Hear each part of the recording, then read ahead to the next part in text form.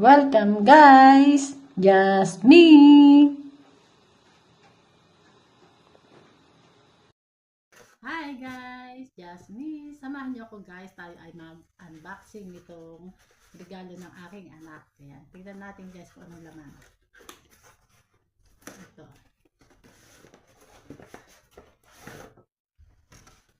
Ayan. Ito. Ang pangalan niya ay DG. Mini microphone. Ito pala yung ang regalo. Tignan natin guys ang itsura sa loob.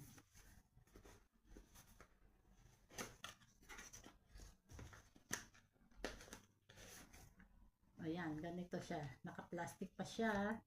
Tapos, yan, may kasama siya yung papel niya sa loob, yung tingin na kung paano gamitin. Ayan, tingnan natin guys kung ano laman. Ayan, meron siyang ganito, may mini bag. Lagay yan siya. Nasa loob nito yung mga laman niya. Yan, ito. Ang itsura. Mini microphone siya. Tingnan natin. O, yan, mga nasa ganito siya. Plastic. Naka-separate. Ito.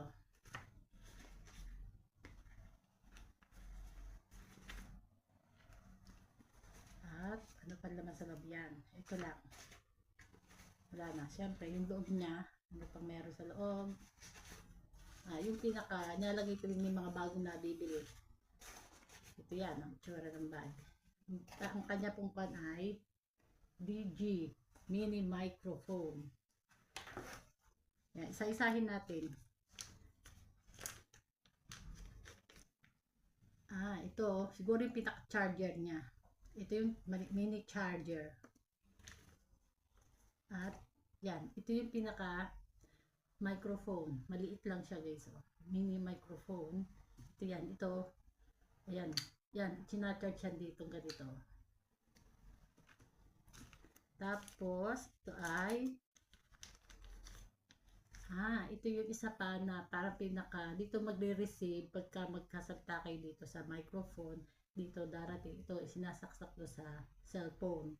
Itong, parang tawag dito ay receiver. Ito yung pinaka-receiver ng pagka yung magsasalita dito sa microphone. Tapos, ito yung pinakamaliit. Ayan, ito naman yung pinaka-kwan niya. Anong tawag dito? Yung pinaka-adapter. Itong adapter, ayan, siyang inilalagay dito. Yan. Kasi ito, yung saksakan niya para sa cellphone. Sasaksak to sa cellphone kapag gagamitin nyo. Ayan, meron siyang ganito. Yung dalawang klase yata ito. Isa ay ayan, ganito siya. May mabuhok na ganito, malambot siya. Ito naman ay ang purpose nito, inilalagay siya dito sa mini microphone. Hindi ko lang siya, magnetic siya. Yan o, naididikit siya dito. Samba. Ayan, dito siya sa taas, idinidikit. Pag nag-click, ayan, teka, di natin may click kasi may mga buhok. May nakaharang na mga buhok siya. Ayan, napipindot. Basta dito ilalagay yan. Ito yung pinaka-on-off niya dito. May makikita kayo dito yan, may on-off yan. Parehas to mayroong on-off. At